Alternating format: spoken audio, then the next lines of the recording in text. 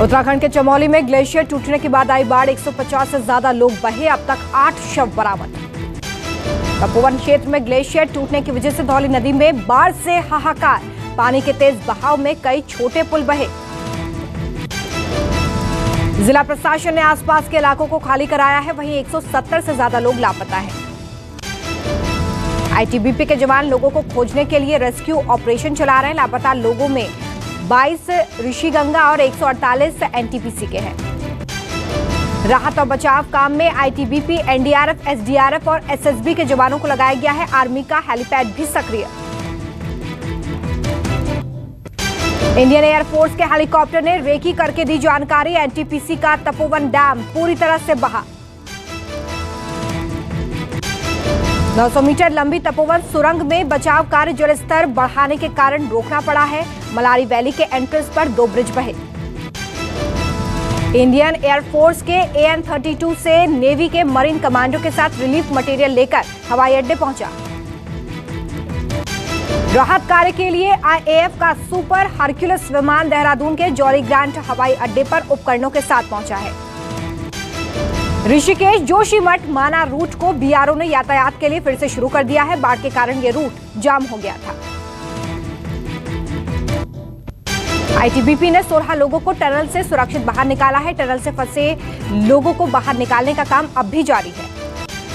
PM Modi ने 4 बार phone करके बाढ़ के हालातों की जानकारी ली है। उत्तराखंड के सीएम त्रिवेंद्र सिंह रावत ने दी जानकारी। उत्तराखंड के सीएम ने आपदा में जान गंवाने वाले लोगों के परिवार को 4 लाख रुपए की आर्थिक मदद देने का ऐलान किया। केंद्र सरकार की तरफ से पीएम राहत कोष से मृतकों के परिवार को 2-2 लाख रुपए की सहायता राशि देने का ऐलान। उत्तराखंड की घटना पर कांग्रेस महासचिव प्रियंका गांधी ने ट्वीट कर दुख जताया, कहा आपदा के समय पूरा देश साथ में खड़ा।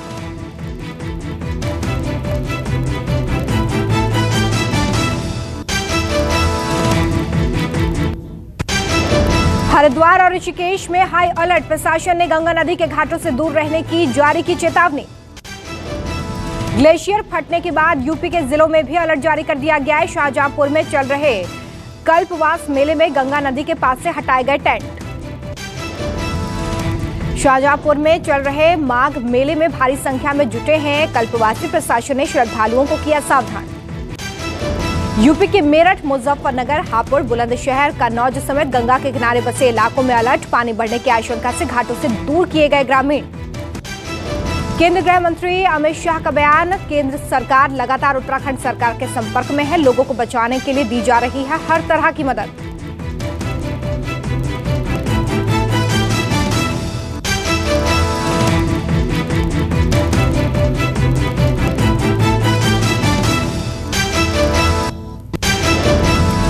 प्रधानमंत्री नरेंद्र मोदी आज संसद में राष्ट्रपति के अभिभाषण पर हुई चर्चा का जवाब दे सकते हैं। पार्टी ने जारी किया व्हिप।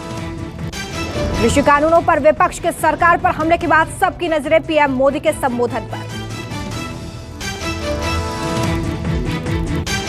राज्यसभा में राष्ट्रपति के अभिभाषण पर चर्चा पूरी। पीएम किसान आंदोलन पर सियासत करने वाले दलों को दे सकते हैं बड़ी नसीहत। विपक्षी दल कांग्रेस ने अपने सभी सदस्यों को व्हिप जारी करके सोमवार को राज्यसभा के स्थगित होने तक मौजूद रहने को कहा।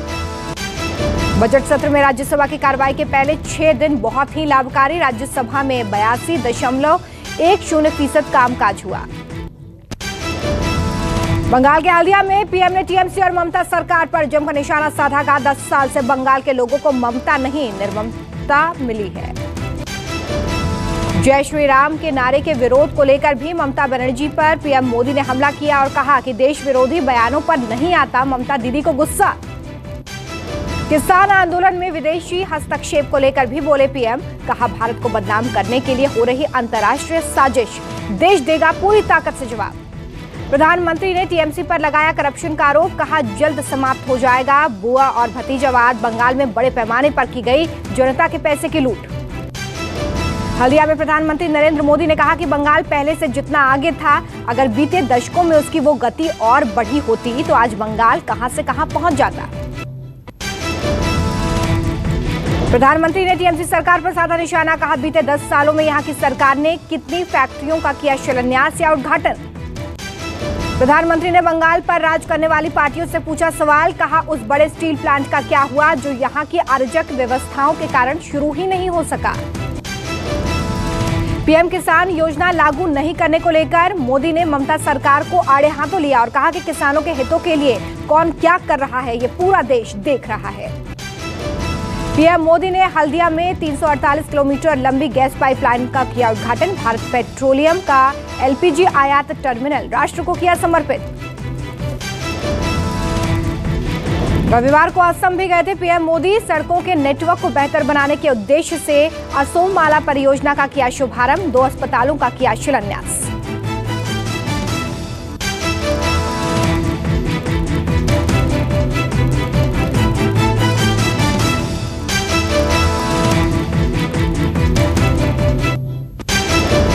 गुजरात के चुनावी रण में पहली बार एआईएमआईएम की एंट्री ने कहा चुनाव के लिए ओवैसी ने भरूच और अहमदाबाद में किया प्रचार।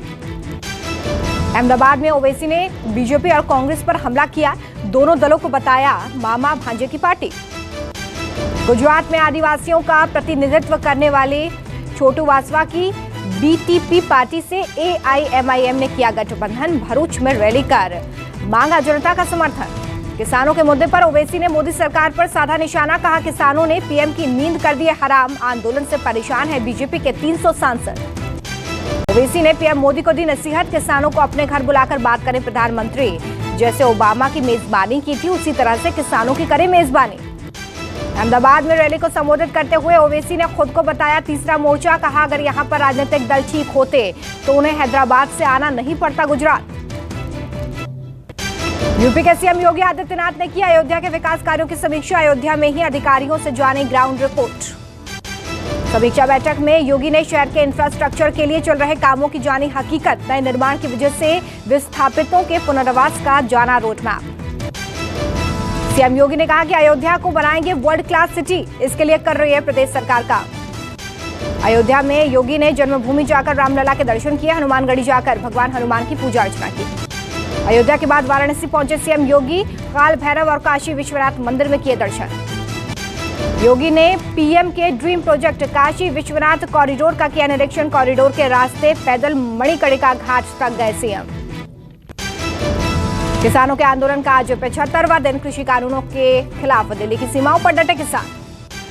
किसान आंदोलन को तेज करने के लिए आज सोनीपत में बनेगी रणनीति। किसानों ने किया लंबे संघर्ष का आह्वान। हरियाणा के चरखी दादरी में हुई किसानों की महापंचायत। किसान नेता राकेश टिकैत, दर्शनपाल सिंह और बलवीर सिंह राजेवाल ने किया संबोधित। किसान नेता राकेश टिकैत ने किया ऐलान, मांग पूरी होने तक जारी रहेगा आंदोलन, सरकार को वापस लेना होगा कानून। महापंचायत में मांगों को लेकर पास किए गए 5 प्रस्ताव। दिल्ली परेड में गिरफ्तार युवाओं और किसानों के तुरंत रिहाई की मांग। किसानों पर दर्ज मुकदमे वापस लेने का भी प्रस्ताव।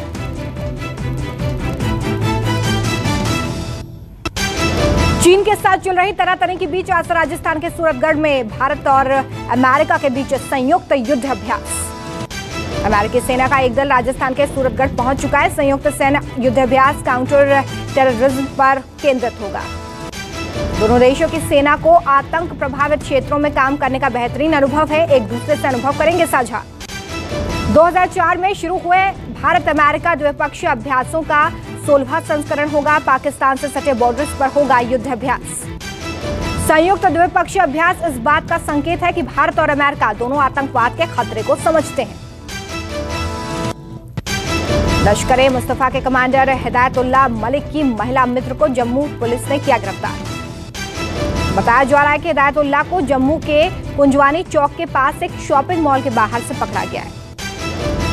जिस वक्त हिदायतुल्लाह की गिरफ्तारी हुई उसकी महिला मित्र वहां पर मौजूद थी, लेकिन कार्रवाई के दौरान वो भाग निकली। जम्मू कश्मीर के पुंछ से 12 दिसंबर को गलती से सीमा पार गया युवक आज तक नहीं लौटा है। परिवार का रो रो कर बुरा हाल है। जम्मू कश्मीर के गुलमर्ग में सोलर ग्रुप ने सेना के लिए तैयार किया मल्टी मोड हैंड ग्रेनेड, डराने के लिए होगा इस्तेमाल। भारतीय सेना को 10 lakh multi mode hand grenade दिए जाएंगे। ये सौदा करीब 409 करोड़ रुपए का है। चेन्नई में कस्टम अधिकारियों की बड़ी कार्रवाई। एयरपोर्ट पर 1 किलो सोना सीज, पकड़े गए सोने की कीमत 48 लाख रुपए। पश्चिम बंगाल के मालदा से सामने आया राशन डीलरों की दबंगई का मामला। राशन लेने गए गरीबों को गुंडों से पिटवाया। डीलर गरीबों को 6 किलो आलू के बजाय 4 किलो आलू दे रहा है, जिससे लेने से मना करने पर गरीबों को गुंडों ने पीटा। घटना मालदा के एक जगह की है। अब लोग उनके साथ हुई इस मारपीट को लेकर न्याय की मांग कर रहे हैं। मध्य प्रदेश में धार जिले में एक कुएं में गिरा तेंदुआ। जानकारी मिलने पर रेस्क्यू टीम मौके पर पहुंची, तेंदुए को बाहर निकाला, जांच के बाद जंगल में छोड़ा। मुंबई के लोअर परेल की एक निर्माणाधीन इमारत में लगी भीषण आग लगने के कारणों का खुलासा नहीं।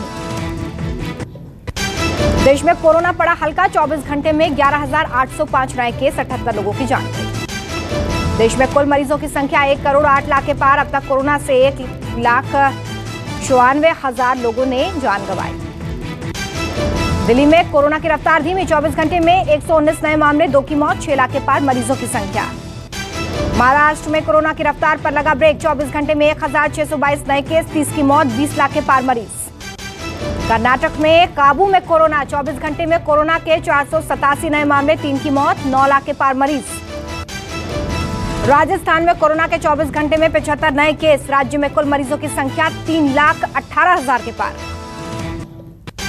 चेन्नई टेस्ट में तीसरे दिन भी मजबूत स्थिति में इंग्लैंड। भारत का स्कोर 6 विकेट के नुकसान पर 257 रन। 73 रन पर ही गिर गए थे भारत के 4 विकेट। ऋषभ ने 91 और पुजारा ने खेली 73 रनों की पारी। इंग्लैंड की ओर से सबसे सफल गेंदबाज रहे डॉम बेस ने 4 विकेट अपने नाम किए। जोरपा आर्चर को भी मिले 2 विकेट। इंग्लैंड के पूर्व बल्लेबाज पीटरसन ने की ईशांत शर्मा की तारीफ, बताया अनसंग हीरो। वेस्टइंडीज के पूर्व तेज गेंदबाज मोसले की रोड एक्सीडेंट में मौत। हाईवे पर साइकिल चलाते वक्त कार ने मारी टक्कर। 20 फरवरी से विजय हजारे ट्रॉफी का आगाज। 14 मार्च को होगा फाइनल। भारत के बाद अब चीन देगा नेपाल को कोरोना वैक्सीन की 5 लाख खुराक। चीनी अधिकारियों ने दी जानकारी। चीन को नहीं पसंद आई भारत वियतनाम की दोस्ती। बॉर्डर के पास बना डाला मिसाइल बेस। म्यांमार में तख्ता पलट के बाद सैन्य कार्रवाई की निंदा कर संयुक्त राष्ट्र के दूत ने कहा, गिरफ्तार नेताओं को करे रिहा। म्यांमार में तख्ता पलट के बाद अब ट्विटर और इंस्टाग्राम पर भी बैन। इंटरनेट सर्विसेज पर लगाई गई रोक। अमेरिकी विदेश मंत्री एंटनी ब्लिंकन बोले, अंतर्राष्ट्रीय व्यवस्था के उल्लंघन के लिए चीन की जवाबदेही। ड्राइविंग लाइसेंस के लिए नहीं देना होगा टेस्ट। सरकार ने नए नियमों पर मांगे लोगों से सुझाव। वित्त मंत्री निर्मला सीतारमण ने ब्रिटेन के अंतर्राष्ट्रीय व्यापार मंत्री के साथ की बैठक। बजट के जरिए किए गए सुधारों की दी जानकारी। इसी महीने हो सकता है डीए बढ़ने का ऐलान। केंद्रीय कर्मचारियों की बढ़ सकती है सैलरी।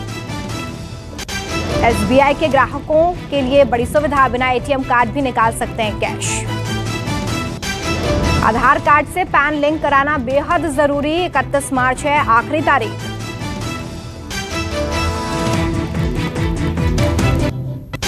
दमदार बैटरी के साथ लॉन्च हुआ सैमसंग गैलेक्सी M12। मिलेंगे 4 कैमरे और खास फीचर्स। 2021 की दूसरी तिमाही में एप्पल बंद कर सकती है आईफोन 12 मिनी का प्रोडक्शन। ये दुनिया का सबसे छोटा 5G फोन। 44 मेगापिक्सल सेल्फी कैमरे के साथ लॉन्च हुआ वीवो का नया 5G स्मार्टफोन वीवो S70। कई दमदार फीचर्स। अब हिंदी में लॉन्च हुई डोमिनोज ऐप। अन्य भाषाओं में भी ऐप को लॉन्च करने की तैयारी।